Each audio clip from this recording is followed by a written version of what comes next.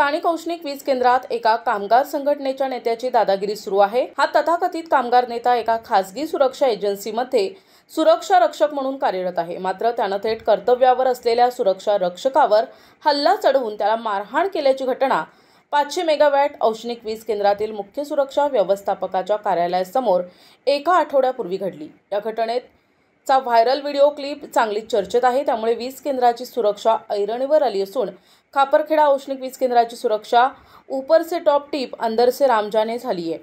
खापरखेडा औष्णिक वीज केंद्रात युनिटी सिक्युरिटी फोर्स एजन्सीला कंत्राट देण्यात आलं। सुरक्षा एजन्सी अंतर्गत खासगी सुरक्षा रक्षक कार्यरत आहेत। युनिटी सिक्युरिटी फोर्स एजन्सीत हल्ला करणारा तथाकथित कामगार नेता सुरक्षा रक्षक म्हणून कार्यरत आहे। 11 एप्रिलला क पातळीत कर्तव्यावर नसताना तथाकथित कामगार नेता दुचाकीनं आला। त्यानं आपली दुचाकी थेट 500 मेगावॉट वीज केंद्रात असलेल्या मुख्य सुरक्षा व्यवस्थापकाच्या कार्यालयासमोर उभी केली। यावेळी काही कळण्याच्या आत त्यानं सहकारी सुरक्षा रक्षकावर हल्ला केला, त्याला शिवीगाळ करून मारहाण केली। सदर घटना सीसीटीव्ही कॅमेऱ्यात कैद झाली आहे। युनिटी सिक्युरिटी फोर्स प्रशासनानं तथाकथित कामगार नेता आणि सुरक्षा रक्षकाला कारणे दाखवा नोटीस बजावली आहे। त्यांना काही काळ कामावरून कमी केलं। व्हायरल झालेला व्हिडिओ क्लिपमध्ये तथाकथित कामगार नेत्यांचा पूर्वनियोजित कट असल्याचं स्पष्ट दिसून येतंय।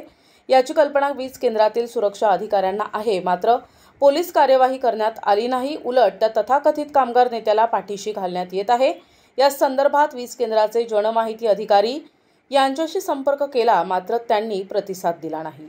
प्रतिनिधी विनोद गोडबोले, NTV न्यूज मराठी, खापरखेडा, नागपूर।